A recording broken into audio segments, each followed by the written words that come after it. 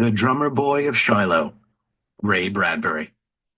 In the April night, more than once, blossoms fell from the orchard trees and lit with rustling taps on the drumskin.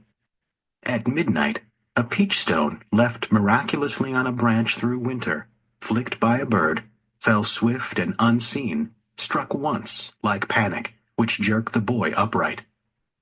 In silence, he listened to his own heart ruffle away, away, at last gone from his ears and back in his chest again. After that, he turned the drum on its side, where its great lunar face peered at him whenever he opened his eyes.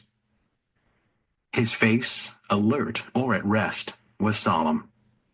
It was indeed a solemn time and a solemn night for a boy just turned 14 in the peach field near the Owl Creek not far from the church at Shiloh. 31, 32, 33. Unable to see, he stopped counting. Beyond the 33 familiar shadows, 40,000 men, exhausted by nervous expectation, unable to sleep for romantic dreams of battles yet unfought, lay crazily askew in their uniforms. A mile yet farther on, another army was strewn helter-skelter, turning slow, basting themselves with the thought of what they would do when the time came. A leap, a yell, a blind plunge their strategy, raw youth their protection and benediction. Now and again, the boy heard a vast wind come up that gently stirred the air. But he knew what it was, the army here, the army there, whispering to itself in the dark. Some men talking to others, others murmuring to themselves, and all so quiet it was like a natural element arisen from south or north with the motion of the earth toward dawn. What the men whispered the boy could only guess, and he guessed that it was, "Me. I'm the one. I'm the one of all the rest won't die. I'll live through it. I'll go home. The band will play, and I'll be there to hear it."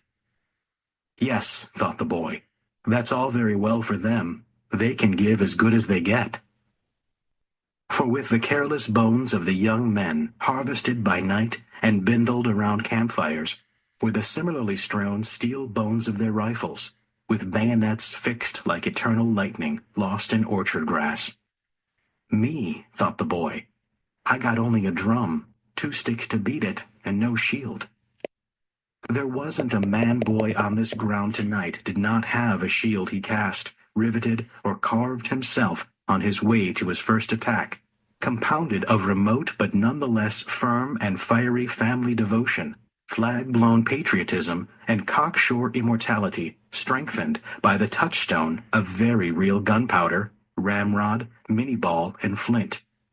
But without these last, the boy felt his family move yet farther off away in the dark, as if one of those great prairie-burning trains had chanted them away never to return, leaving him with his drum, which was worse than a toy, in the game to be played tomorrow, or someday much too soon. The boy turned on his side. A moth brushed his face, but it was a peach blossom. A peach blossom flicked him, but it was a moth. Nothing stayed put. Nothing had a name. Nothing was as it once was. If he lay very still when the dawn came up and the soldiers put on their bravery with their caps, perhaps they might go away, the war with them, and not notice him lying small here no more than a toy himself.